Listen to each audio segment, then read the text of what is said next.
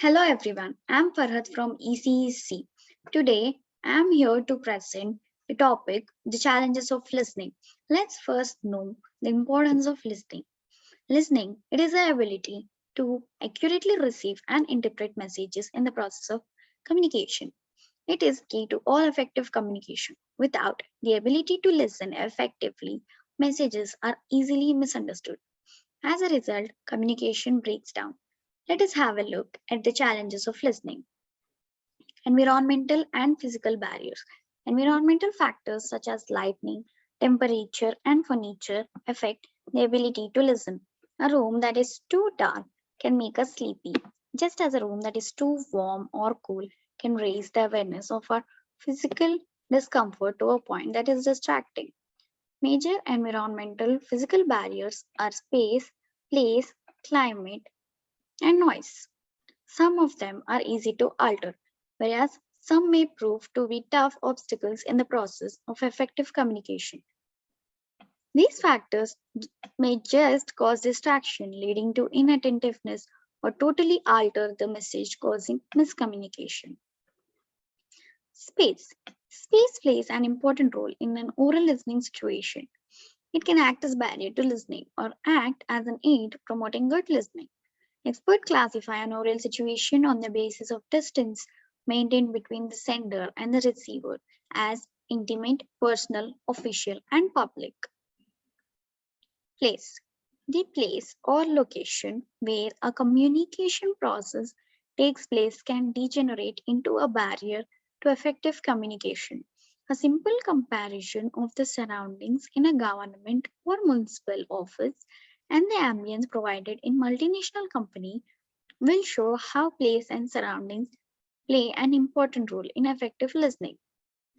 Inconvenient place, ri- rickety furniture, poor lighting, inadequacy of space are all factors that make people irritable, impatient, and annoyed. Even though it is part of the office management, its impact on the communication process as a barrier is inevitable. Good ambience and suitably lighted and ventilated places promote effective listening. Climate. The word climate refers to human relations prevailing. It is not exaggeration to say that the actual room temperature helps people to keep their heads cool. Unfavorable climate conditions can also act as a barrier to listening and leading to wrong perceptions or decisions. Noise. Noise is a physical barrier to effective listening. Noise may have its origin from an external source or may exist even in a communication loop. You don't achieve effective communication by merely shouting. Effective listening is almost impossible on the factory floor, a bus stand, or railway station. No one should try to shout out a machine to achieve successful communication. Instead, he should choose a better place with less noise to communicate his message or information. Noise distorts messages and acts as a barrier to effective listening. Difference between speech and thought rate. Our ability to process more information than what comes from one speaker or source creates as a barrier to effective listening.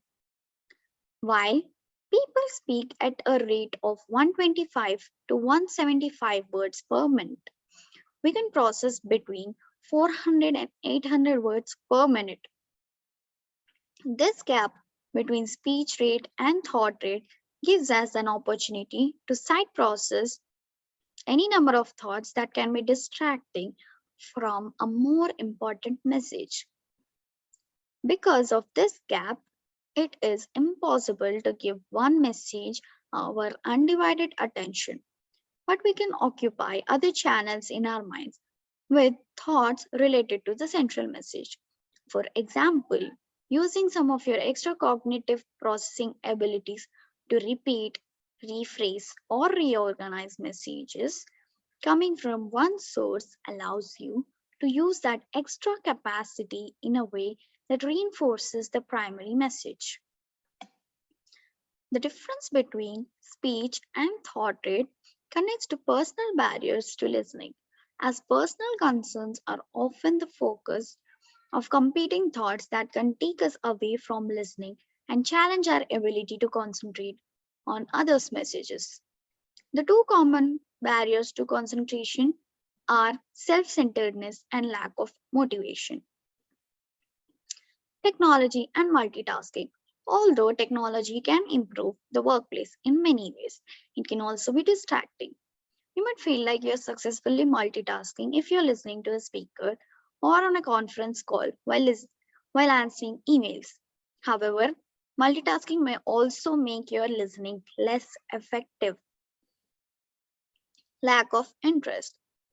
Lack of interest can be due to the individual speaking or being distracted by things that are happening to you personally.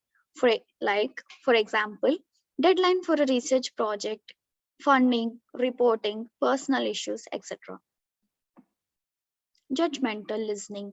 People who are judgmental listeners constantly assess or evaluate while they listen. They determine if what is being said is right or wrong, fair or unfair. Once they make a judgment, they want their position known. They appear to others as more interested in promoting their own point of view rather than understanding someone else. Judgmental listeners look for openings in the conversation to take the floor or put down the other person's argument. In a work environment, judgmental listeners make others uncomfortable because they are seen as attacking or combative. There is always a winner and a loser in judgmental listening scenario. Physical distractions. Physical distractions arise when the listener suffers from ill health, fatigue, sleeplessness, or hearing problems. Without being able to hear properly, you lose your ability to listen well. It may also arise due to the accent and pronunciation shortcomings of the speaker. This can come in number of different guises and ranges from the background noises that are going on. Example, a telephone ringing or a fire engine racing down the road. Whether we are physically comfortable, too warm, too cold, the seat is uncomfortable, like too high, too low, if you're thirsty, the lightning in the room, to distracting pictures on the wall, etc. Some of the distractions are within our control, and where possible, it's important to try and stop them from being distractions. Mental distractions. Mental distraction emanates as a result of our own mind wandering 100 miles an hour, thereby hindering us to focus on anything else. Barriers characterized with mental distraction can affect the ability to listen. If you're not sharp and focused, your mind will tend to wander to other thoughts. Your physical body may be present, but your mind is miles away. The term associated with this phenomena is daydreaming.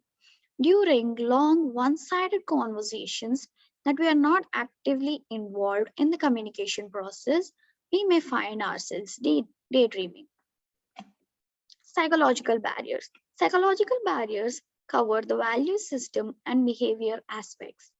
It may also be an account of hierarchical differences. Psychological barriers may relate to bias against the speaker or the message, lack of credence about the source of communication, underestimation of the speaker and the speaker's ability, and past experience. Information overload.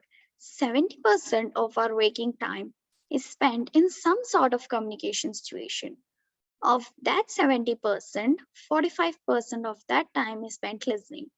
Information overload is when you have so much information coming at you. It's easy to become overwhelmed. In a public speaking class, you can experience this. When listening to your fellow classmates give speeches, especially if you're hearing 20 speeches one after the other, you become overwhelmed and you'll probably find yourself tuning out at some point? Or what if a speaker condenses so many statics into the presentation that you can't keep track of all the numbers? That's what is called as information overload. Prejudice. Sometimes you might have a hard time listening because you don't agree with the speaker. We, as humans, have a tendency to be close minded at times. If you have an emotion reaction to a speaker or you disagree with his or her ideas on a personal level, you might allow personal prejudices to distract you. Just keep an open mind. While you may not agree with the speaker, his or her message may be valid. You'll never know unless you hear them out. Distorted listening. Distorted listening occurs in many ways. Racialization is another form of distorted listening through which we adapt, edit, or skew incoming information to fit our existing schemata.